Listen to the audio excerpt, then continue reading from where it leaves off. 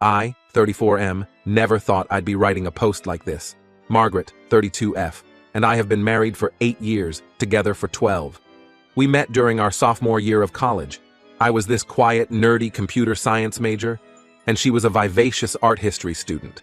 We were paired up for a group project in a general education class, and despite our differences, we hit it off immediately. Margaret came from a wealthy family in New York. Her parents were high-powered lawyers who always pushed her to follow in their footsteps. But Margaret had other ideas. She wanted to pursue her passion for art, much to her parents' disappointment. I admired her courage to follow her dreams, despite the pressure. My background was quite different. I grew up in a small town in Ohio, raised by a single mom who worked 2 jobs to make ends meet. I got into college on a scholarship and was determined to make something of myself. Margaret and I bonded over our shared desire to forge our own paths in life. After graduation, we both landed jobs in Seattle's booming tech industry. I started as a software developer at a startup, while Margaret got a job managing social media for a trendy art gallery. We were young, in love, and excited about building a life together in a new city. We got married 2 years after moving to Seattle. It was a small, intimate ceremony, just close friends and family. Margaret's parents didn't approve of her marrying a small-town nobody, their words, so they didn't attend. It hurt Margaret deeply, but she put on a brave face. I promised her that day that I'd always be there for her, that we'd create our own family. The first few years of our marriage were amazing. We both advanced in our careers, bought a cozy apartment in a hip neighborhood, and traveled whenever we could. We decided early on that we didn't want kids. Instead, we focused on our relationship and personal growth.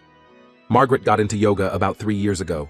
She said it helped her deal with the stress of her job, which had become more demanding as she climbed the corporate ladder. I was supportive, happy that she found something she enjoyed. I even tried it a few times myself, but quickly realized I wasn't cut out for it. I preferred to spend my free time on photography, a hobby I'd picked up in college. Everything seemed perfect. We had good jobs, a nice home, shared interests, and a strong relationship. Or so I thought. About 6 months ago, Margaret started going to a new yoga studio closer to our house. She was really excited about it, saying the classes were more challenging and the instructor was great. I was happy for her, glad she found something she enjoyed so much. Looking back, I should have seen the signs. She started spending more time at the studio, sometimes going for extra classes or workshops. She'd come home later than usual, always with some excuse about traffic or grabbing a smoothie with her yoga friends. I didn't think much of it at the time. I trusted her completely. Last month, I decided to surprise Margaret by picking her up after her yoga class. I had just finished a big project at work and thought we could celebrate with a nice dinner. I got to the studio a bit early and waited in the parking lot. That's when I saw them.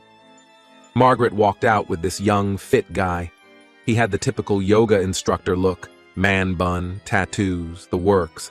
They were laughing about something, and then, right there in the parking lot, they kissed. It wasn't a friendly peck on the cheek either. It was a full-on, passionate kiss. I felt like I'd been punched in the gut. I couldn't breathe. I couldn't think. I just sat there, frozen, watching my wife of 8 years make out with some guy in a parking lot. After what felt like an eternity, they finally broke apart. Margaret got into her car and drove off, completely oblivious to my presence. I didn't confront her that night. I couldn't. I was too shocked, too hurt. I made up some excuse about working late and stayed at a hotel. The next few days were a blur. I went through the motions at work, barely able to focus on anything. At home, I tried to act normal, but I could feel the tension building. Finally, after a week of this torture, I confronted Margaret. I told her what I saw and asked her to explain. She broke down immediately, crying and begging for forgiveness.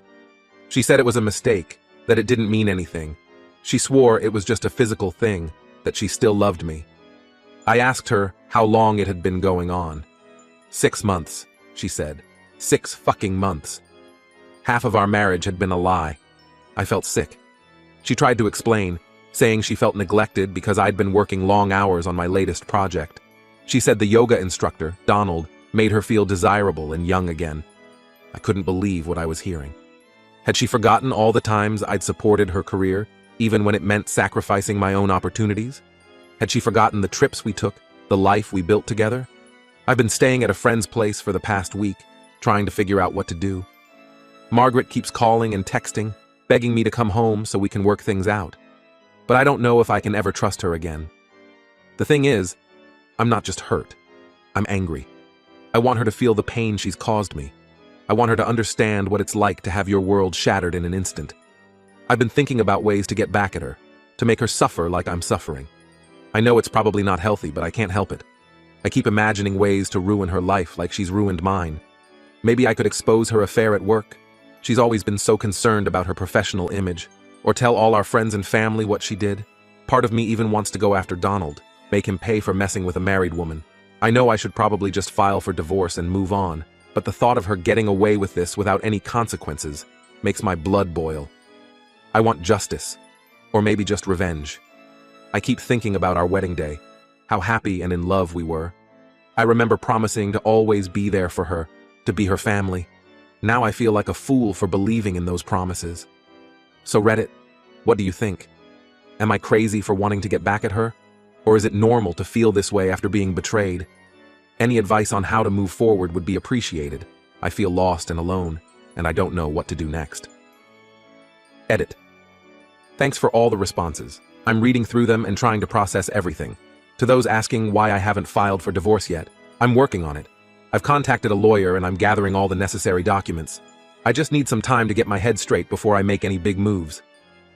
Update 1. It's been about a month since my last post, and a lot has happened. First off, I want to thank everyone for their advice and support. It really helped me get through some dark days. I decided not to go through with any elaborate revenge plans. As tempting as it was, I realized it would probably just make me feel worse in the long run. Instead, I've been focusing on taking care of myself and preparing for the divorce. I moved out of our shared apartment and found a small place of my own.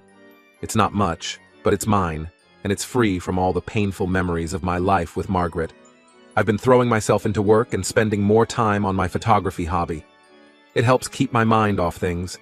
As for Margaret, she's been relentless in her attempts to reconcile. She's shown up at my workplace, sent countless messages, and even tried to get our mutual friends to intervene on her behalf. It's exhausting, to be honest. The worst part was when she showed up at my new place. I still don't know how she found out where I live. She was crying, saying she'd do anything to make it work. She even suggested couples therapy. I told her it was too late for that and asked her to leave. She refused, so I had to threaten to call the police before she finally left. I've started the divorce proceedings. My lawyer says it should be relatively straightforward since we don't have kids or many shared assets. Still, it's a painful process, dismantling the life we built together. One thing that's been particularly difficult is dealing with our friends and family. Most of them didn't know about the affair, and Margaret had been spinning a story about us, just going through a rough patch. I finally decided to set the record straight. I didn't go into all the sordid details, but I made it clear that Margaret had been unfaithful, and that our marriage was over because of her actions. The reactions have been mixed. Some friends have been incredibly supportive, offering help and a listening ear. Others seem uncomfortable with the whole situation and have distanced themselves. Margaret's family, unsurprisingly, has taken her side and has been quite hostile towards me. Her father even called to berate me for throwing away a good thing. It was all I could do not to laugh bitterly at the irony. My mom has been my rock through all of this.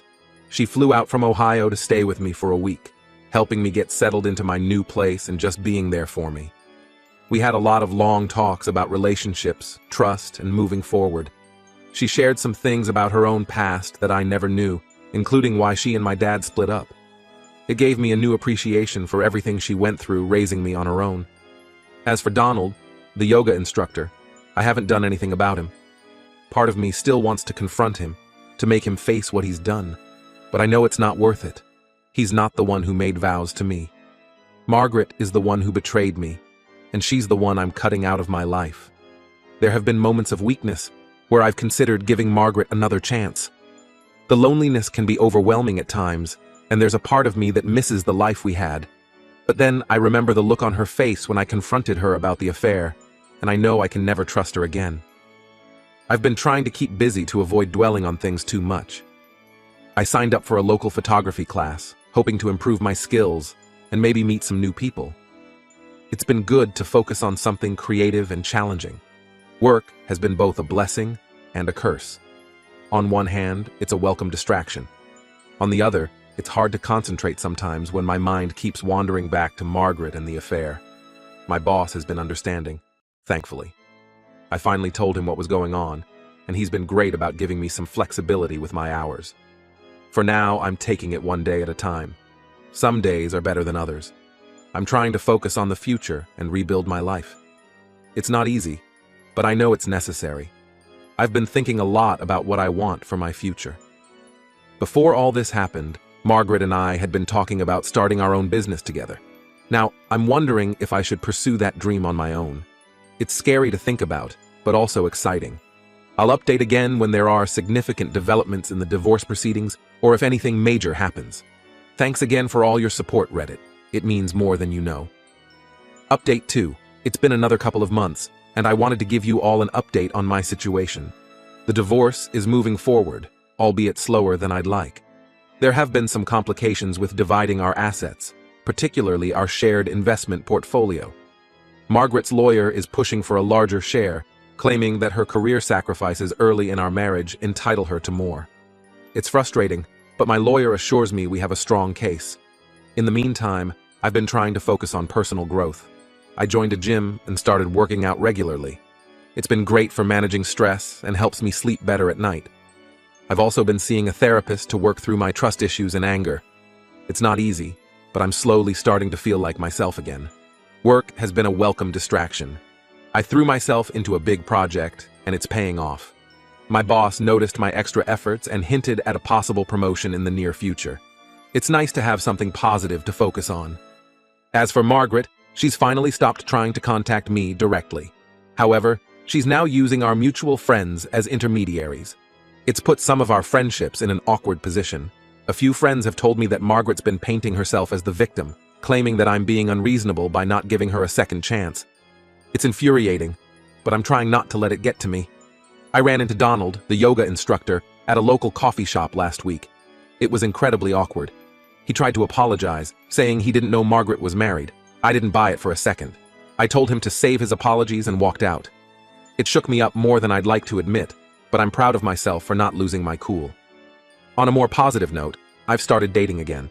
Nothing serious, just casual coffee meetups and such. It's been nice to connect with new people who don't know my history. It's helping me remember that there's life after Margaret. The hardest part lately has been dealing with the holidays. This will be the first Thanksgiving and Christmas I've spent alone in nearly a decade.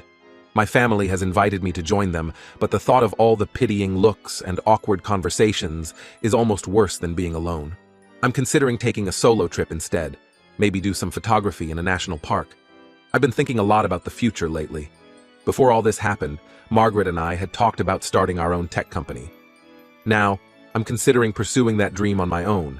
It's scary, but also exciting. I've been working on a business plan in my free time, and I'm starting to think it might actually be viable. That's all for now. I'll update again when the divorce is finalized, or if anything significant happens. Thanks again for all your support, Reddit. It's been a huge help during this difficult time. Update 3.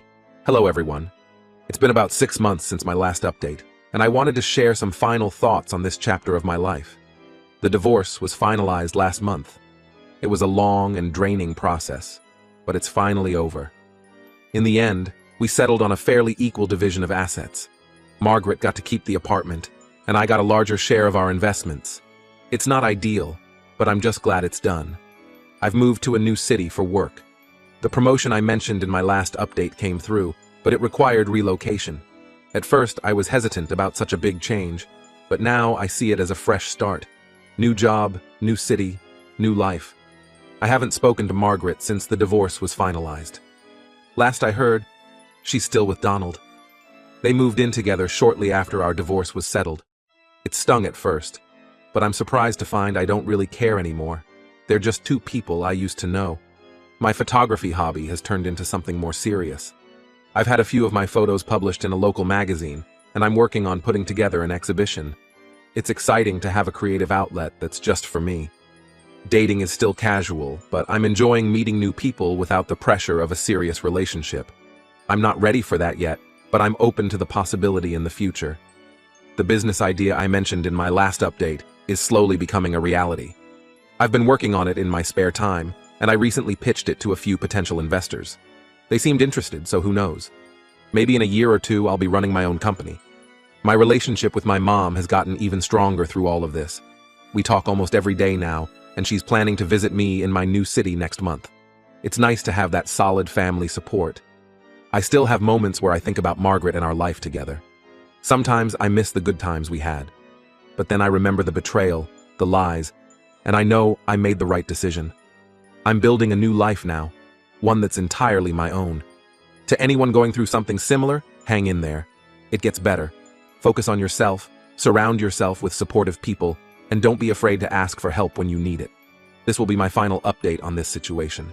Thank you all for your support and advice throughout this journey. It's meant more than you know.